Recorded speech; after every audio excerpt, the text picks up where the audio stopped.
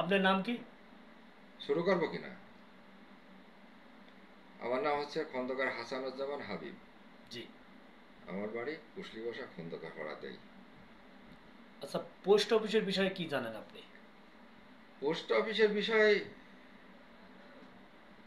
আমরা জানি কুশলী বসা খন্দকার পাড়াতে একটা পোস্ট অফিস আছে, যা আমাদের পূর্বপুরুষগণ এটা স্থাপিত করে গেছে আর কি। এটা অনেক পুরাতন একটা পোস্ট অফিস। এই পোস্ট অফিসের এক সময় সম্ভবত এটা সাব পোস্ট অফিস হিসেবে কাজ হয়, এবং পোস্ট মাস্টার হিসাবে দায়িত্বশীল ছিলেন খন্দকার সানোয়ার হোসেন।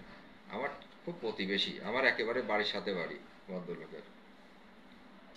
তো শুনছি উনি রিটায়ার্ডও করছেন। আবার তার ছেলে যে রাব্বি, খন্দকার সানোয়ার ছেলে রাব্বি, উনি নাকি আমার শোনা মতে সেও নিয়োগ পেয়েছে, বা সরকার তাকে নিয়োগ দিয়েছে চাকরি পারপাস। তো রাব্বিকে কখনো আমরা পোস্ট অফিসে দেখিনি, পোস্ট অফিসে দেখিনি রাব্বিকে। এর ভিতরে রাব্বি 2-3 বছর মানে বিদেশও থেকে আসছে। এখনো হয়তো বাড়ি থাকে কি না আসলে আমার সঠিকভাবে জানা নেই, তো সম্ভবত বাড়িতেও থাকে না। এর ভিতরে শুনলাম যে রাব্বি কম্পিউটারের দোকান দিছে। কোথায় দোকান দিছে? ওই ধলনগর। ধলনগর আপনার ওই যে এটাকে বলা হয় মোড়, বাজার মোড় আর কি, কালীতলা মোড় বলা হয়, ওখানে দোকান দিছে। পরবর্তীতে বাইদি বাই জানতে পারি যে এই কম্পিউটার পোস্ট অফিসের কম্পিউটার, এবং সে পোস্ট অফিসের কম্পিউটার পার্সোনালি রাব্বি ওখানে ইউজ করে। তো এটা নিঃসন্দেহে যদি হয়েই থাকে, তাহলে সেটা নিঃসন্দেহে খুবই আপত্তিকর। রাষ্ট্রীয় সম্পদ পার্সোনালি ব্যবহার করতে পারে না। আর নিয়োগপ্রাপ্ত কোনো ব্যক্তি বিদেশে যাবে রাষ্ট্রকে না জানায়, সেটাও হতে পারে না। এটা হচ্ছে প্রথম কথা। দ্বিতীয়ত কথা হচ্ছে যে বসির আহমেদ, যিনি আমাদেরই প্রতিবেশী, চাচা সমতুল্য মানুষ বলতাম, তো উনিও শুনছে যে রিটায়ার করছে এবং তার সন্তানও নিয়োগ পেয়েছে। আমার শোনা কথা আর কি, বাইদি ভাই, আমি এটা প্রুভ করিনি কখনো। কিন্তু ওভারঅল যে কথাটা আছে, পোস্ট অফিসে উনি এখনো ডিউটি করেন। যদিও ডিউটি ওই একদিন সানোয়ার সাহেব যান, একদিন হয়তো বসির সাহেব যান, এইভাবে ডিউটিটা হয়।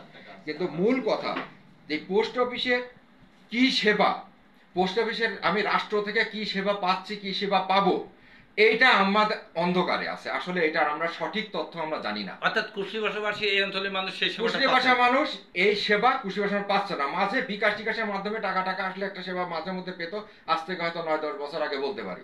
আর সবচেয়ে বড় কথা, উনি আওয়ামী মানে সমমনা লোক। উনি ওই হ্যাডাম ম্যাডাম দেখায়, বিভিন্নভাবে দেখায় দেখায় মোটামুটি এই কাজগুলি করে বেড়াচ্ছে, তার বিরুদ্ধে কেউ কথা বলার মতো নেই।